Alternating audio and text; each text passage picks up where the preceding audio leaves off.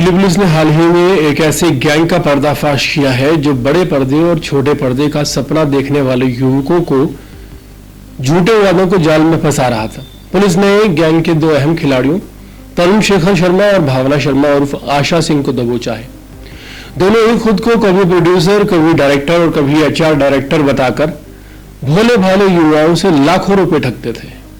मामला दरअसल वेस्ट दिल्ली के डाबड़ी इलाके से शुरू हुआ, जहां की एक महिला ने शिकायत दर्ज कराई कि उसकी बेटी मॉडलिंग और एक्टिंग की पढ़ाई कर रही थी और सोशल मीडिया पर काम की तलाश में एक्टिव थी। एक दिन उसने फेसबुक पर एक एड विज्ञापन देखा जिसमें दावा किया गया कि एक बड़े टीवी चैनल के हिट शो के लिए नए चेहरों की तलाश है। लड़की ने जैसे ही लिंक पर क्लिक किया, चैटिंग व्हाट्सएप पर शिफ्ट हो गई। सामने वाला खुद को डायरेक्टर पीयूष शर्मा बताने लगा और तमाम बड़ी बड़ी बातें करने लगा। उसने लड़की से पोर्टफोलियो मांगा और यह आश्वासन दिया कि वो उसे सही लोगों तक बहुत ही आसानी से पहुंचा देगा। इसके बाद लड़की की मुलाकात एक कथित प्रोड्यूसर से कराई गई और फिर कहानी में एंट्री हुई एचआर प्रोड्यूसर की, एचआर डायरेक्टर की। हर मुलाकात और बातचीत में पीड़िता का भरोसा और ज्यादा मजबूत होता गया। धीरे धीरे उससे अलग अलग बहानों से पैसे की डिमांड की जाने लगी। कभी कहा जाता कि कॉन्ट्रैक्ट की फीस चाहिए, कभी शूटिंग लोकेशन बुक करने के बहाने, यहां तक कि ऑडिशंस पास करने के लिए भी लड़की से पैसे लिए गए और सीधे भेजी गई। लड़की और उसके परिवार को यकीन हो गया कि लड़की जल्द ही टीवी पर नजर आएगी। भरोसे की इस जालसाजी में फंसकर लड़की ने करीब 24 लाख रुपए आरोपियों के खाते में जमा करा दिए। लेकिन जैसे ही रकम पूरी हुई, दोनों ठगों ने पीड़िता को ब्लॉक कर दिया और पूरी तरह से गायब हो गए। शिकायत मिलने के बाद दिल्ली पुलिस की स्पेशल टीम हरकत में आई। जांच की शुरुआत मनी ट्रेल और डिजिटल फुटप्रिंट से शुरू हुई। पुलिस ने पाया कि आरोपी कभी तो दिल्ली में, कभी लखनऊ में, कभी किसी और जगह दिखाई दे रहे हैं, लेकिन कॉल करने के लिए हमेशा वो व्हाट्सएप कॉलिंग का इस्तेमाल कर रहे हैं।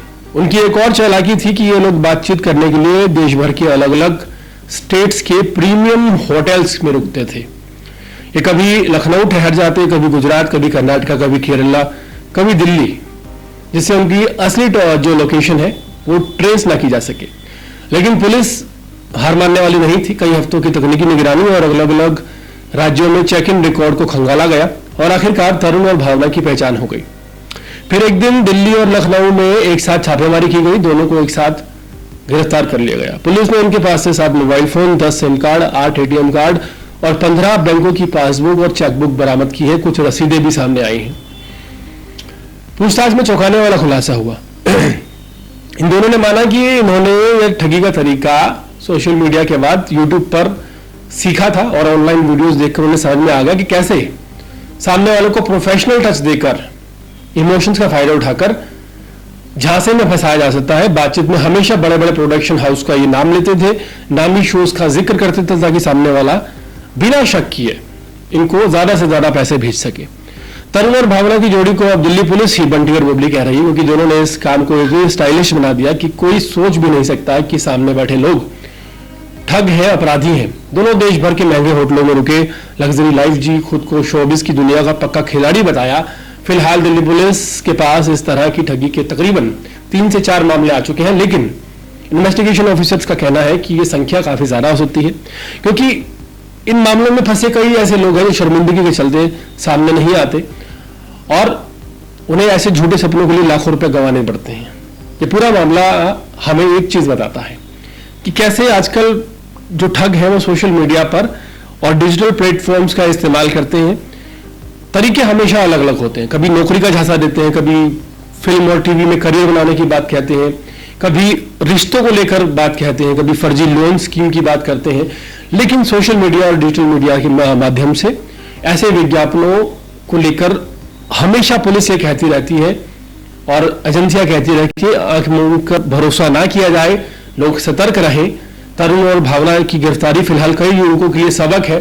यह मामला सिर्फ एक लड़की या उसके परिवार की ठगी का नहीं, बल्कि उन युवाओं के तमाम सपने टूटने का है जिन्हें हर साल हजारों युवा अपनी आंखों में लेकर मुंबई और दिल्ली जैसे बड़े शहरों में आते हैं। हाल फिलहाल आप लोगों से भी यही गुजारिश है कि सोशल मीडिया पर जो विज्ञापन आप देखें उन पर आंख मूंद कर भरोसा ना करें।